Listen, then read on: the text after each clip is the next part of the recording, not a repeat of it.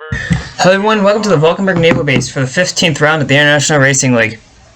After an exciting Grafix City Grand Prix, there's been a lot of, I wouldn't say talk among the paddock, but there has been a few people saying who could be the next people to get into big rides. Mainly the 21 of Ever Panders after his amazing run, leading most of the race.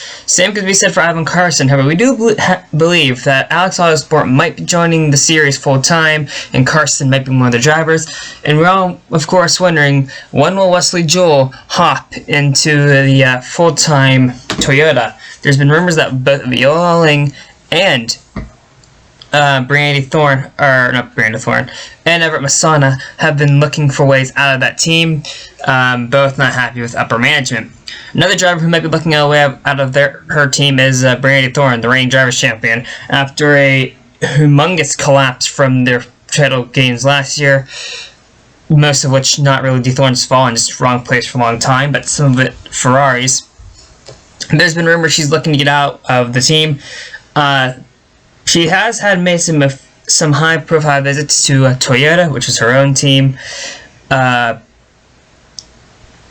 Frank Walker's team, and Swift Motorsports, but nothing is to be confirmed yet.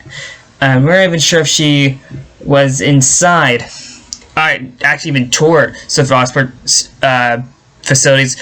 We do know that she has some interest in them. With everything being said, let's take a look at the starting grid. Jessie Knotts is going to try to run down her teammates' points lead by putting the car on pole. And her outside is Roll Call Rule, an independent chauffeur who ran in the Indy 500 this year to some extent. She did pretty well. Cathart in third, trying to extend his points lead. And Brandy Thorne, like I said, not really a good year for her. Marco Masana, row 3. Marco and Masana both trying to keep their title hopes alive. Marco especially impressive after missing the US 500. Martin Frick making his debut for RPO Motorsports, and Regazzoni making both Ferraris into the top 10. Berlund and Rich Roy on row 5. Roy, a very great qualifying effort considering where he's been all year. Then it's Butler and Zappa. Zappa still filling in for the injured Matthew Evans. Lamont and Daniel got about what they're expecting. Arison and Viola Ling. Ling is having a huge collapse from the top, and she has not been settled about it in the press. Vyuja Riho is back. Excuse me, the Finnish driver has been making his home in the Finnish rallying tour these days. Orman and DeGraft and Ackerman all got what they expected. Rick DeGraft, the current Formula X points leader. Ackerman, his home race. Same with DeGraft. Christian Baller is back, and so is Ryan Raver. Petrolsky makes the other Red Bull in the field. Jake Bennett and Tim Korting both wanted more. Ace Smithley has been off the pace all weekend over teammate. Lance Templeton looking to continue the good runs he's had, though he's back with his team that he owns this time. Rickshaw and Souza got probably what they're expecting. Anthony Brown still filling in for Alison Holiday, and will probably be in that car for the rest of the year. Grainer and Antonov probably wanted more. Grainer's not having a good year, but has had an announcement next week on what his future will be when we get to England in the United Kingdom. Stashin is back. Tanner Hill is where we normally expect her. Bison and West, kind of where we expected them to be. Wesley Joel had a spin in qualifying, and Aiden Jackson couldn't even settle up. His car caught fire on the warm-up lap. Everything's done and said. Let's get this show on the road, shall we? Knotts leads the field to the green. Very on our outside, Roll Hero, very excited to be here, let's put it like that. There's a lot of hype put around him, the rally driver, as we wait for the green flag. Orman's already peeking a lot, so doesn't matter, green flag's down and underway. Great start made by both the Team Rocket cars. I think Crow might have been sleeping on the start, but is going to try to come back around the outside, and which turns into the inside in turn 2. But fades back, Cather on his outside, and this is what Jessie Knotts wanted to see as she's starting to pull away from the rest of the field. Everyone clean behind him. Looks like Ryuja was moving over a little too early. I don't think that's going to be a penalty, as he didn't really disrupt anyone. Corral's breaking away from Cathart, and now the Thorne's looking for third on the American. Here's Martin Frick making his debut, going around the outside, or trying to go around the outside. Ever Masson, but to no avail. That's good front. Chris Regazzoni behind him. Rich Roy is making a move on one of the Frank Walker cars in the back. But Martin Frick making his debut. Trying to go around the outside of Masana isn't really going to work. Opens the inside for Regazzoni, though that's going to become the inside for Frick entering this left-hander. Through the S's. Looks like Regazzoni has a run on the American, or excuse me, the Dutchman. That's an American team, and this is Frick's home race. Through another set of S's. This track is very twisty and turning. One mistake could well put you in the law. We've seen that last year with the car right behind these two of Roy, as Frick is really fading over on Regazzoni and is going to go deep into the braking zone. The skid marks you see on the track there's a few incidents during the final practice this morning. Frick is going to hang around the outside and hold. I think that's 8th away from the Italian, but he's going to slip up in these set of corners and allow Regazzoni to have a run the outside. Roy checked up, giving Berlin a look. Regazzoni going to take 8th, but Frick is fighting back, entering turn 1. A very spirited battle by the Dutchman.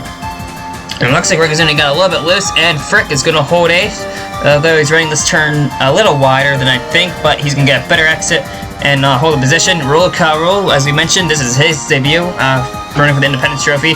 Debut for the season, has ran a few races here or there. The reigning World Rally Champion, he's won that 10 times, so there's a lot of skill behind this 066 car. And the 020 car of the Regio, he's ran in this series on and off. He's now makes his home in the Finnish Rally Tour. Running it over there into some success. He's really all over the place nowadays.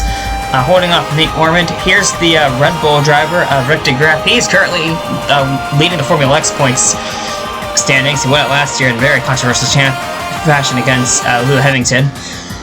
Though less said about that is probably the better. Here's his teammate Slav Petrowski after blowing up Grafix City. Petrowski's looking for a little bit more as he's sliding that car all over the place. Trying to run down Tim Korting, and here's behind him Lou Grainer and Christian Baller, and Baller trying to make a look on Lou Grainer. Baller had a very good run in Grafix City before Regazzoni played bowling with him, and that's Independence Trophy effort driver Lance Tupton on the inside, and you can see further back in the white and red car is Austrian Trent Staschen, who made his debut in the US 500 and got wiped out of that race. Thompson tried to go around the outside of Baller, but they're going to be side by side down the straightaway. Baller with Pro Gamer Racing has a teammate in the name of Samantha Roberts, who failed to qualify for Grafix City. Both late on the brakes. Thompson trying to outbrake Baller, who's trying to outbrake him. It ends up both braking at the same time. Baller trying to hold her on the outside, might have the advantage entering this pair of S's. Throwing it deep. Templeton pinches him a little bit and slaps the wall himself. Here, looks like Entity Brown had a look for a second, but thinks better of it. Here's the points leader running in 4th. Cathart. Cathart has said in his interviews he just wants to get through this weekend nice and clean, but he's running this turn a little wide, and that's opening the door for Everett Masana, though I don't think Masana's close enough to pounce. But yeah, Cathart, a very calm and clean weekend. He's getting the points where he needs it. He's all over the place trying to make a move on the 13. He's way too aggressive, and this opens the door for Everett Masana. Cathart gonna fight back though they're side by side to the S's, and Masana takes 4th after a very uncharacteristic mistake made by Cathart. One of the pressure trying to get to him. Templeton and Jewel both pit very early on. They hit the wall. This is on lap 3.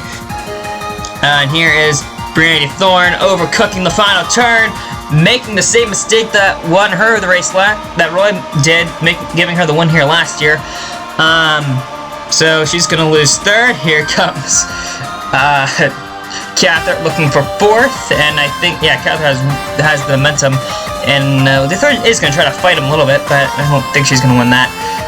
Her own mistakes are partially why she hasn't had a good title defense, but Ferrari also isn't helping as Pierre Lamont pits the 59. Here's Ryujo trying to run down Ackerman, who's pulling away. Casper Ackerman is having a very underrated season. That team has been all over the place, and Ackerman has been scoring points consistently and staying out of trouble, which is something you really need to do.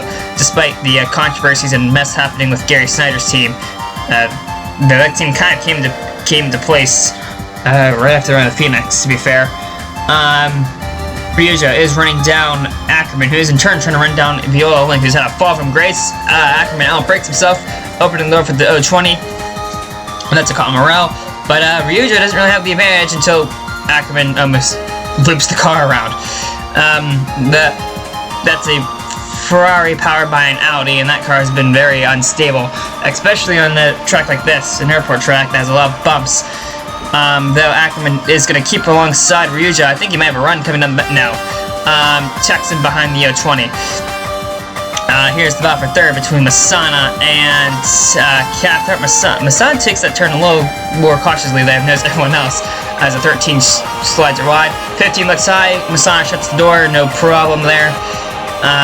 Two drivers, very clean, very respectable to each other. These two have had a lot of good things to say to each other in the press. Hard but clean racers, usually. We've seen some incidents with Cathart last year, but usually these two are pretty clean, pretty fair.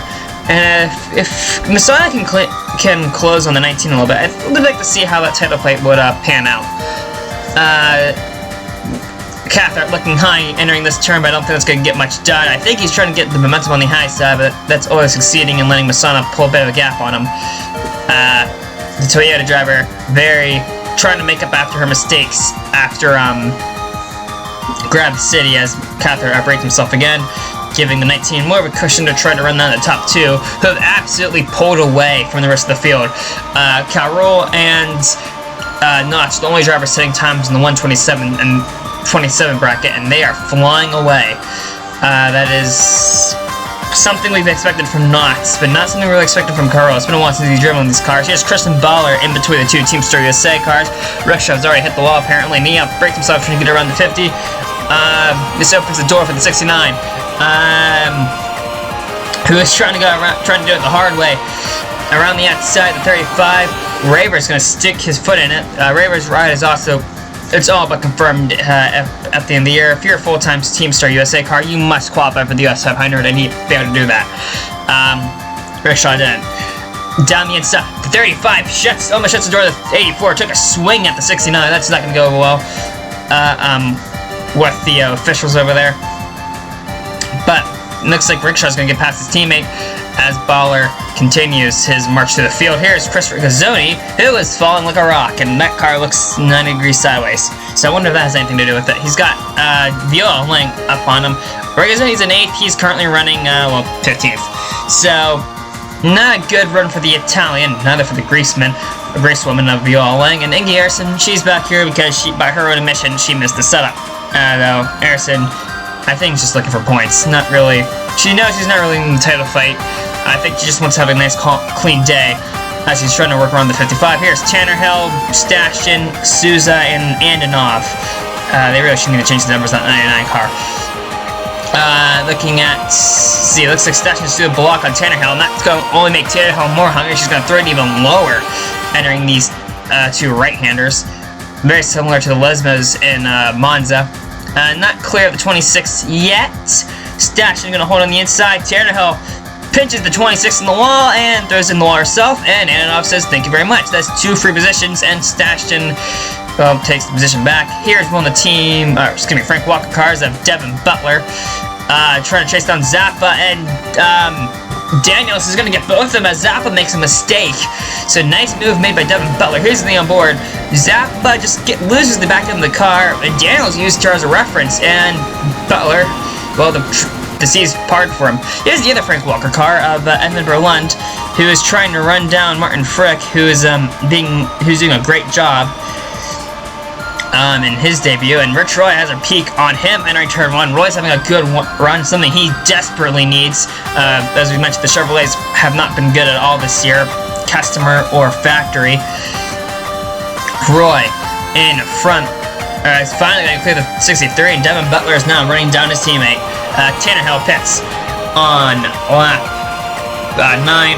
Zappa's going to pit on lap 10 probably because of the damage. We've also seen alternate strategies do well here in the past. I wonder if Swift Oxford might be doing something. Tannerhill has exited the pits and is currently faster than the leaders, who are about 6 seconds ahead of everyone else. So Carroll and Knot's doing a good job. Guy Thorne pits lap 11. I wonder if that's to repair the damage, but also maybe try to get ahead of some people. Here is Christian Baller now setting up the 50th Tim Courting. Both take it relatively easy. Rickshaw throws it in there, and it's gonna pay off. He's got to run the 69, so and he sends it in again. So Rickshaw really aggressive on the brake bias, and aggressive overall, trying to get around the 69 car, and he will do so. Baller though fighting back. The 84 using all the runoff he can before he impacts the wall. He is going to have the advantage entering this left-hand turn. Very sharp and sudden left-hand turn. Baller throwing around the outside. Also using all the runoff, but he got the curb, slows him down.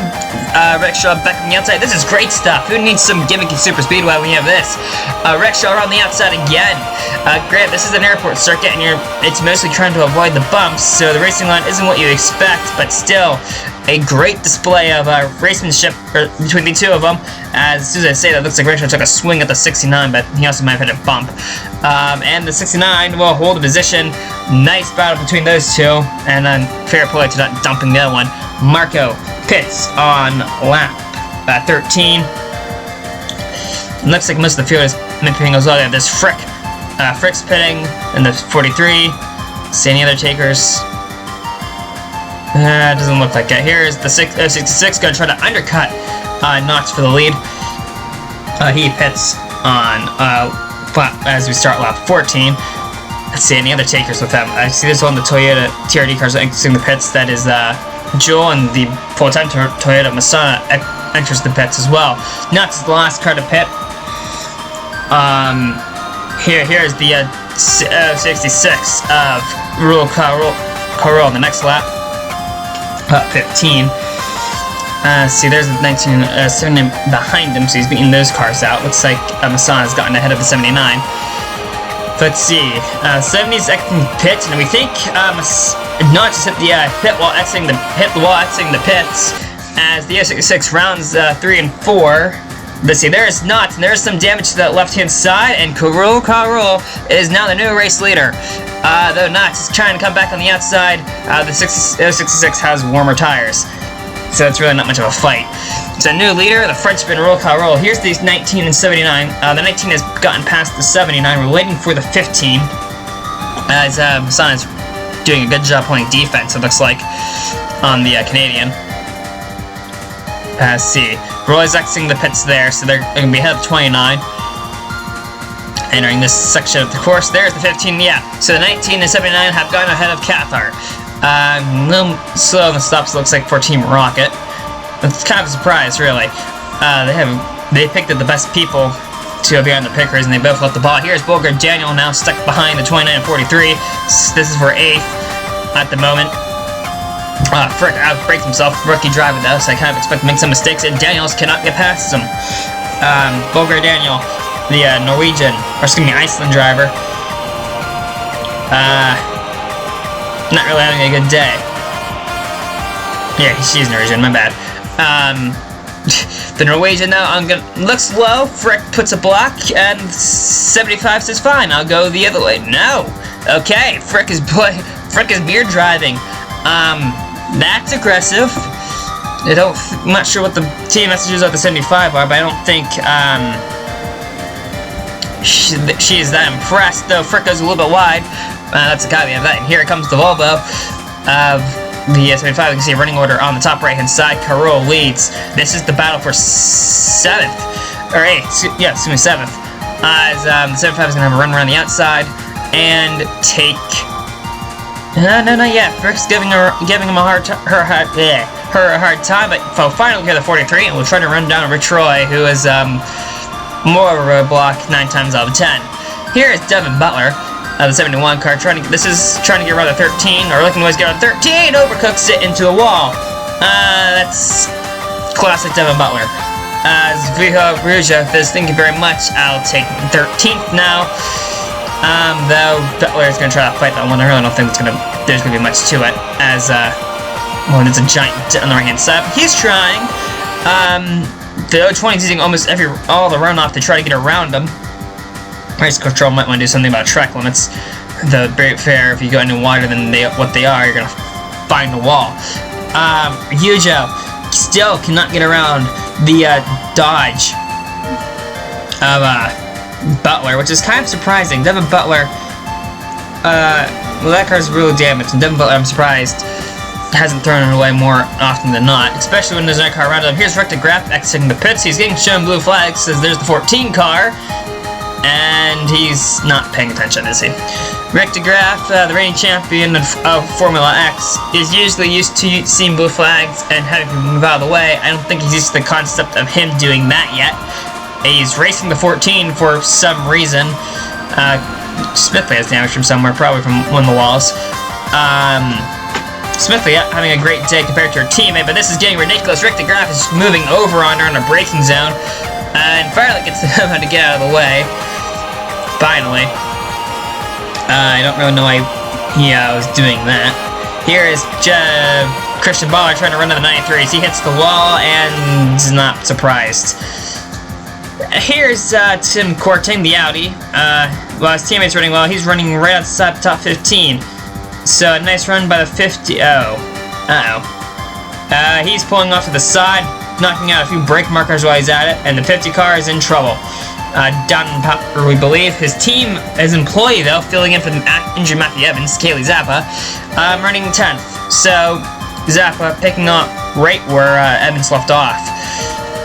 Nice to see that the Audi or Swift Motorsports has some reliable drivers in the back in case something does happen. Here is Edmund Berlin, who also got around Martin Frickner, trying to set up the 75, who's running wide, mirror driving. Berlin has a run, though looks like Dan is going to force him to go the long way around, but there's not enough power to hold him off, but he's going to overdrive himself in the turn. Here comes Berlin, and he's going to clear the 75 before they get to the end of the straightaway, or to this turn, for that matter. So, nice move over the Welshman. Here's the Icelander, Inge Eriksson, who I think is getting annoyed at getting held up behind the 55. But someone is causing a train up here, and it is, that's a red car. That's the other Ferrari of Brandy Thorne. So, big traffic jam behind the 13. That's, I guess, her job. 14 and 30 have closed up on this mess, as Eriksson's trying to go around the outside of the 55, but she is all over the place at the moment. Eriksson, they're side by side of the 55, but you can see the Ferrari is going to pull ahead of the Icelander. And Nate Orman looks like that is looking for a peak, but thinks better of it. Here is Frick trying to hold off Devin Butler. I'd be concerned saying Butler has known to punt people, but the 43 plays it smart and pits. Here is the 59 of, this is Pierre Lamont, and that's the leader behind him. And he's been shown blue flags a lot. Don't know why he hasn't gotten out of the way yet. This is on lap 23, as Jesse Knotts has closed in the 066. Okay. Universal Motorsports have and Renault have made a car that is extremely powerful in a straight line, but when this is a short, twisty track, they seem to struggle, and I think this is evident of it.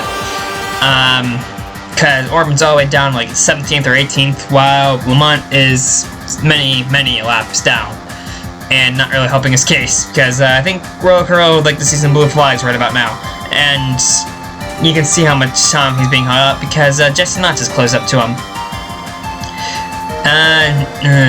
Okay, this is silly. Get out of the way already. This is ridiculous, isn't it? Zappa now is going to bring the 10 and the 54 in on lap 24, excuse me, lap 24, 26, the Team Rocket cars pit on 26 and 27, excuse me, as we're looking at the 15 still, all seems to be normal over the Team Rocket camp. Templeton's in. Here's, this is on lap 26. This is on the same lap, the 15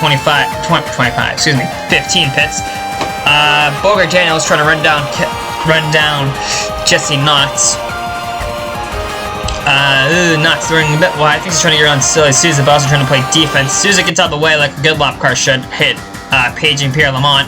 And the 75 hits the inside wall, and it almost hits the outside wall. So, Daniel's trying a little bit too hard. 27, the 66 pits, and will hold the lead.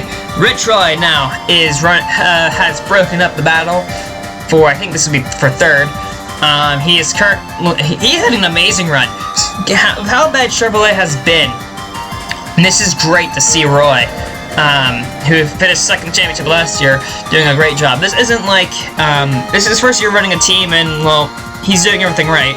It's the car that's failing him. And to an amount of extent to that fact, Chevrolet, as Wesley Joel is throwing it in the 65. Gonna have an advantage on the right hand side. Nope, think there's any contact. I think Tannehill just got that car sideways. Wesley Joel was up the position only to hit the inside wall and almost the outside wall. Allowing Tannehill back through. This has been a miserable day for the 4 car. Day he'd like to forget after an amazing run at Grafix City as the 75 has a luck of the 19. I think that may have gotten Masana's attention, who throws it wide into the wall, and around goes the American. Yikes. And that's not how you win a championship. Running order on that hand side, that's going to drop her to, I think, 4th, as the 93 is just blown up on track. And that's a big engine failure. And that is going to drop. Looks like he's going to stop on track. That's a bad spot to be. And that's going to throw out a caution. Under this caution, as they were coming back, here is Kaylee Zappa, one of those drivers, entering the S's, and she just loses it. Okay, so what if the 93 is leaking oil? Because that's the second car to spin over there, and the 020 has just hit her. Yeah, there has to be oil on that part of the track, because it's the second car to spin out over there within 2 laps. Make that 3. The oil then just spins it around as well. There has to be oil down there. There's no other way they'd be doing that.